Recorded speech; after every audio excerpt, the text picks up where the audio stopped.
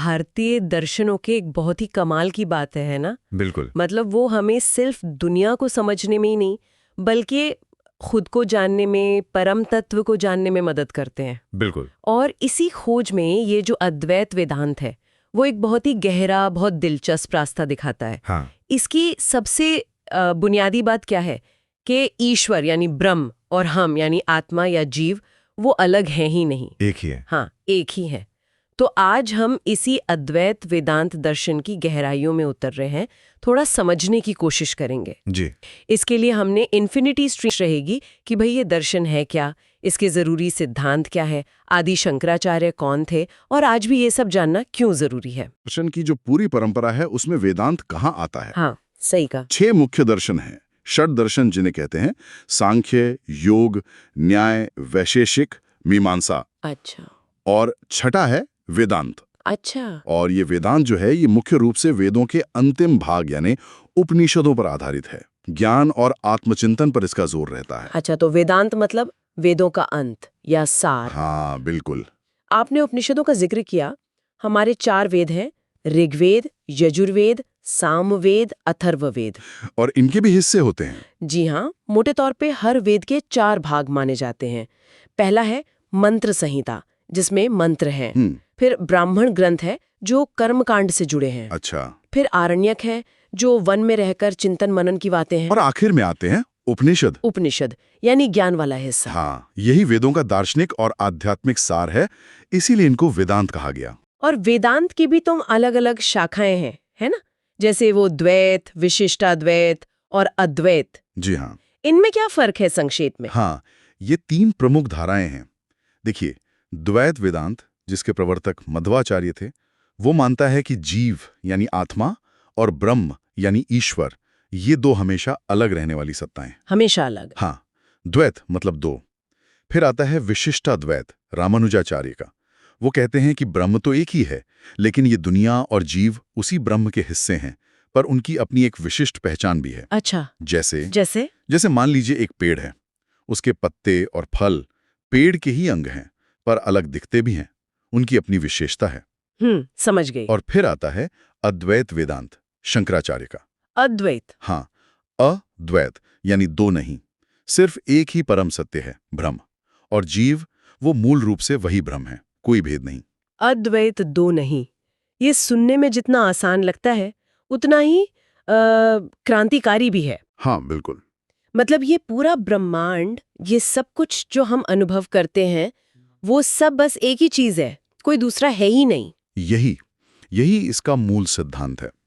इस एक बहुत प्रसिद्ध सूत्र वाक्य में कहा गया है, ब्रह्म सत्यम जगन मिथ्या जीवो ब्रह्मेव ना परा। ब्रह्म सत्यम जगन मिथ्या जीवो ब्रह्मेव ना परा। हाँ, इसी को थोड़ा खोलते हैं, क्योंकि यही अद्वैत का सार है। ठीक है। पहला हिस्सा है ब्रह्म सत्यम, मतलब एकमात्र परम सत्य, एकमात्र वास्तविक सत्ता ब्रह्म ही है। सिर्फ ब्रह्म? हाँ, और ये ब्रह्म कैसा है? अनादि, अनंत, निराकार, सर्वव्यापी। और इसका स्वभाव है सच्चित आनंद, मतलब एग्जिस्टेंस, कॉन्शियसनेस, ब्लिस। सच्चित आनंद। और सबसे अहम बात, ये स्वतंत्र है, किसी और चीज पर निर्भर नहीं है। तो अगर सिर्फ ब्रह्म ही सत्य है, तो फिर ये दुनिया, ये जो हमें दिखती है, जिसे हम छूते हैं, महसूस करते हैं, इसका क्या? पहाड़, नदियां, लोग, हमारे अनुभव? यही आता है दूसरा हिस्सा, जगत मिथ्या। जगत मिथ्या? हाँ, यानी ये जगत, ये दुनिया जिसे हम अपनी इंद्रियों से अनुभव करते हैं, वो मिथ्या है। मिथ्या मतलब झूठ, है ही नहीं? नहीं, झूठ नहीं। मिथ्या का मतलब ये नहीं कि ये है ही नहीं, इसका मतलब है कि ये वैसा नहीं है जैसा दिखता है, ये परम सत्य नहीं है। अच्छा। ये माया या अविद्या, मतलब अज्ञान के कारण ब्रह्म पर आरोपित एक भ्रम जैसा है।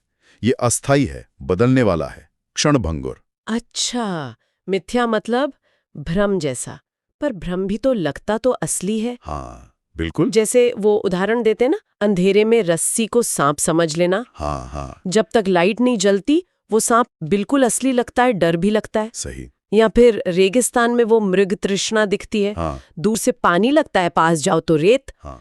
और सपने में तो सब कुछ कितना वास्तविक लगता है। बिल्कुल। पर जागने पर पता चलता है कि वो सच नहीं था। ठीक वैसे ही एक और उदाहरण है समुद्र और लहरों का। लहरें हमें समुद्र से अलग दिखती हैं, उनका अपना आकार होता है, उठती हैं, गिरती हैं। लेकिन क्या लहर का समुद्र से अलग कोई अस्तित्व है? नहीं, वो तो समुद्र का ही पानी है। बस वो समुद्र ही है जो लहर के रूप में दिख रहा है। इसी तरह ये जगत ब्रह्म से अलग नहीं है, बस हमें माया के कारण अलग प्रतीत होता है। लेकिन यहां एक सवाल उठता है, अगर ये जगत मिथ्या या भ्रम है, तो फिर हमारे कर्म, हमारे अच्छे बुरे काम, हमारे रिश्ते, इनका क्या मतलब रह जाता है? क्या ये दर्शन हमें कहता है कि सब छोड़ छाड़ दो, कुछ मत करो? नहीं नहीं, ये बहुत जरूरी सवाल है। देखिए, मिथ्या का अर्थ यहाँ व्यवहारिक सत्ता को नकारना नहीं है। अच्छा। जब तक हम अज्ञान या अविद्या की स्थिति में हैं, तब तक ये जगत हमारे लिए व्यवहारिक रूप से सत्य है, बिल्कुल रियल है। हमारे कर्मों का फल होता है, हमें सुख दुख का अनुभव होता है। तो फिर अद्वैत ये नहीं कहता कि आप कर्म करना छोड़ दें, वो कहता है कि इस व्यवहारिक सत्य के पीछे जो परम सत्य है उसको पहचानो। अच्छा, मतलब एक्शन लेते रहो, पर ये जानते हुए कि ये अल्टीमेट रियलिटी नहीं है। हाँ, एक तरह से ये माया या जगत जो है, ये अपनी सत्ता के लिए ब्रह्म पर ही निर्भर है।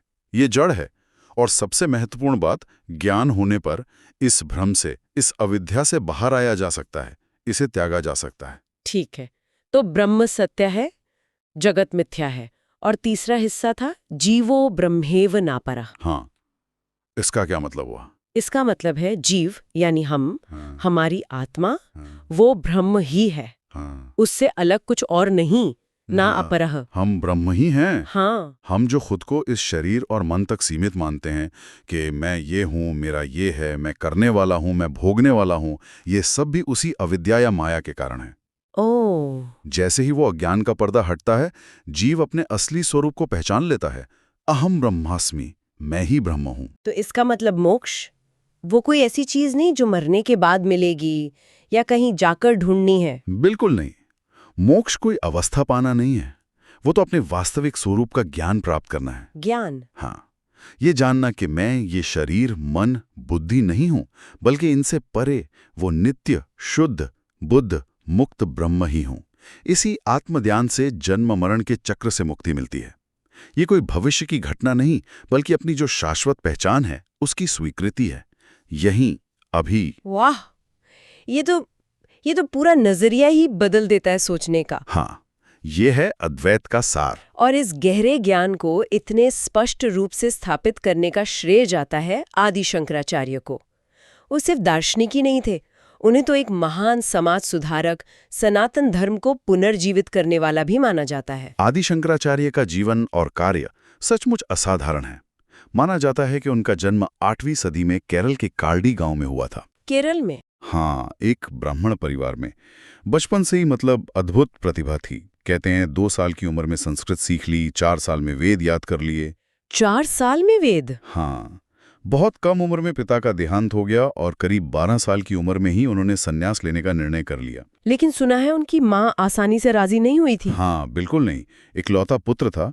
एक कहानी भी है इसके पीछे। अच्छा। कहते हैं कि एक बार नदी में नहाते हुए एक मगरमच्छ ने बालक शंकर का पैर पकड़ लिया। तो उन्होंने माँ से कहा कि अगर आप मुझे सन्यास की आज्ञा देंगी तो ये मगरमच्छ मुझे छोड़ देगा। माँ ने घबराकर हाँ कह दी। ओह। हालांकि शंकर ने माँ को वचन दिया था कि वो उनके अंतिम समय में उनके पास जरूर आएंगे और अपना पुत्र धर्म निभाएंगे, और उन्होंने निभाया भी। ये बात है। और फिर सिर्फ 16 साल की उम्र से लेके 32 साल की उम्र तक? हाँ, महज 16 सालों में उन्होंने 100 से ज्यादा ग्रंथ लिख डाले। हाँ, उपनिषदों पर, ब्रह्मसूत्र पर, गीता पर भाष्य लिखे। ये कैसे संभव है? अविश्वसनीय लगता है, पर हाँ। और सिर्फ लिखा ही नहीं, पूरे भारत का भ्रमण किया पैदल। हाँ, उस समय जो अलग अलग दार्शनिक मत प्रचलित थे, उनके बड़े बड़े विद्वानों से शास्त्रार्थ किया और अद्वैत सिद्धांत को स्थापित किया। वो मंडन मिश्र और उनकी पत्नी उभय भारती के साथ वाला शास्त्रार्थ तो बहुत ही प्रसिद्ध है। हाँ, बिल्कुल। सुनाए कई दिनों तक चला और उसमें कुछ चमत्कारिक घटनाएं भी हुई। हाँ, कथाएं तो यही कहती हैं। मंडन मिश्र उस समय के बहुत बड़े कर्मकांडी विद्वान थे। जब शंकराचार्य शास्त्रार्थ में उन्हें हराने लगे तो उनकी पत्नी, जो खुद बहुत विदुषी थीं, उभय भारती, उन्होंने शास्त्रार्थ में हस्तक्षेप किया। कहा जाता है कि उन्होंने काम शास्त्र पर प्रश्न पूछ लिए जिसका अनुभव सन्यासी शंकर को नहीं था। तो फिर तो कथा के अनुसार शंकराचार्य ने कुछ समय मांगा और अपने योग बल से एक मृत राजा के शरीर में प्रवेश करके उस विषय का ज्ञान प्राप्त किया। फिर वापस आकर उन्होंने उभय भारती को पराजित किया। अरे वाह। इसके बाद मंडन मिश्र उनके शिष्य बन गए और सुरेश्वराचार्य के नाम से प्रसिद्ध हुए। अब ये कथाएं ऐतिहासिक रूप से कितनी सटीक हैं ये कहना मुश्किल है, पर ये शंकराचार्य की असाधारण योग्यताओं को जरूर दिखाती हैं। सही बात है। और सिर्फ शास्त्रार्थ ही नहीं, उन्होंने पूरे देश को संगठित करने का भी तो काम किया। वो 4 मठों की स्थापना। बिल्कुल, ये उनका बहुत बड़ा योगदान है। उन्होंने भारत की 4 दिशाओं में 4 प्रमुख मठ स्थापित किए। उत्तर में बद्रीनाथ में ज्योतिर्मठ, हाँ। दक्षिण में श्रृंगेरी में शारदा पीठ, पूर्व में पुरी में गोवर्धन मठ और पश्चिम में द्वारका में शारदा मठ। और ये आज भी हैं? हाँ, ये आज भी अद्वैत वेदांत के प्रमुख केंद्र हैं और इन्होंने भारत की सांस्कृतिक एकता को बनाए रखने में बहुत बड़ी भूमिका निभाई है। कमाल है। और एक और बड़ी दूरदर्शी बात थी उनकी। राष्ट्रीय एकता के लिए उन्होंने अलग अलग क्षेत्रों के पुजारियों की नियुक्ति की। वो कैसे? जैसे उत्तर के बद्रीनाथ मठ का मुख्य पुजारी दक्षिण भारत यानी केरल से होता है। अच्छा। और दक्षिण के रामेश्वरम मंदिर का पुजारी उत्तर भारत से। अच्छा, ये तो अद्भुत सोच है। हाँ, उन्होंने दशनामी सन्यासी परंपरा को भी सुव्यवस्थित किया। हाँ। और ये सब करते हुए मात्र 32 वर्ष की आयु में, सिर्फ 32? हाँ, हिमालय में केदारनाथ के पास उन्होंने अपना शरीर त्याग दिया। इतना कुछ सिर्फ 32 साल की उम्र में? वाकई अद्भुत। अच्छा, अब थोड़ा शिक्षा पर आते हैं। अगर मोक्ष के लिए ज्ञान इतना जरूरी है जैसा अद्वैत वेदांत कहता है, हाँ, तो जाहिर है शिक्षा का महत्व तो बहुत ज्यादा होगा इस दर्शन में। बिल्कुल सही पकड़ा आपने। अद्वैत वेदांत में ज्ञान ही मुक्ति का साधन है, इसलिए शिक्षा का स्थान सर्वोपरि है। पर यहाँ शिक्षा का मतलब सिर्फ जानकारी इकट्ठा करना नहीं है, बल्कि अविद्या यानी अज्ञान को दूर करके अपने असली स्वरूप ब्रह्म को जानना है। शंकराचार्य ने आध्यात्मिक शिक्षा पर सबसे ज्यादा जोर दिया। आध्यात्मिक शिक्षा मतलब सिर्फ शास्त्रों को पढ़ना या कुछ और? शास्त्रों का अध्ययन तो है ही, पर उससे भी ज्यादा जरूरी है आत्मनिरीक्षण, मतलब सेल्फ इंक्वायरी, ध्यान और सबसे जरूरी गुरु का मार्गदर्शन। गुरु का मार्गदर्शन? हाँ, ये शिक्षा व्यक्ति को ये समझने में मदद करती है कि वो सिर्फ ये शरीर या मन नहीं है, इनसे परे है। हाँ, जो संसारिक या व्यवहारिक ज्ञान है जिसे अपरा विद्या कहा गया है। अपरा विद्या। हाँ, जैसे विज्ञान, गणित, कला, इतिहास वगैरह, इनको नकारा नहीं गया। समाज और जीवन चलाने के लिए वो भी जरूरी है। हाँ। लेकिन परम लक्ष्य यानी मोक्ष के लिए आध्यात्मिक ज्ञान यानी पराविद्या को श्रेष्ठ माना गया। परा और अपरा विद्या, ठीक है। तो ये ज्ञान दिया कैसे जाता था? मतलब टीचिंग मेथड्स क्या थे? आजकल की तरह तो नहीं होता होगा? नहीं, आजकल की तरह पावर पॉइंट तो नहीं थे, लेकिन तरीके बड़े प्रभावी थे। जैसे गुरु सीधे उपदेश देते थे, शिष्य ध्यान से श्रवण करते थे यानी सुनते थे, फिर उस सुनी हुई बात पर गहराई से मनन करते थे यानी चिंतन करते थे। सुनना फिर सोचना। हाँ, फिर स्वाध्याय मतलब खुद अध्ययन करना भी जरूरी था। और मुश्किल बातों को समझाने के लिए गुरु चित्रण विधि का इस्तेमाल करते थे। चित्रण विधि? हाँ, मतलब उदाहरणों और उपमाओं का सहारा लेना, जैसे हमने रस्सी सांप या लहर समुद्र की बात की। अच्छा, एनालॉजीज जिसे कहते हैं। बिल्कुल।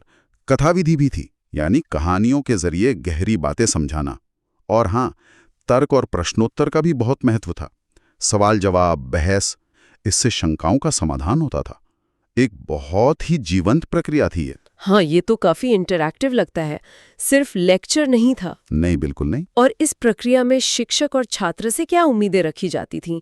कैसा माहौल होता होगा? गुरु से अपेक्षा थी कि उनका रवैया प्रेमपूर्ण हो, वो शिष्य की क्षमता को पहचाने, अपने विषय के ज्ञाता हों और सबसे जरूरी धैर्य से शंकाओं का समाधान करें।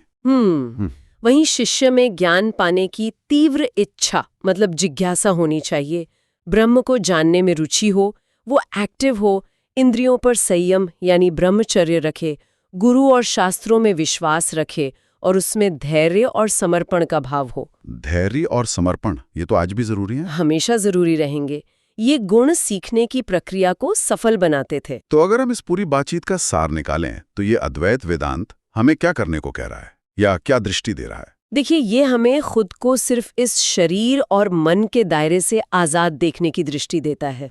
ये दिखाता है कि इस बाहरी विविधता के पीछे एक गहरी एकता है, सब कुछ वही एक परम तत्व ब्रह्म है। विविधता में एकता। हाँ, और इस परम सत्य को जानने का रास्ता कोरे विश्वास या सिर्फ कर्मकांड से नहीं, बल्कि ज्ञान, विवेक और आत्मचिंतन से होकर गुजरता है, और इसी से असली मुक्ति मिलती है। ज्ञान और आत्मचिंतन, निश्चित रूप से इस दर्शन ने भारतीय सोच, कला, संस्कृति, आध्यात्मिकता सब पर बहुत गहरी छाप छोड़ी है।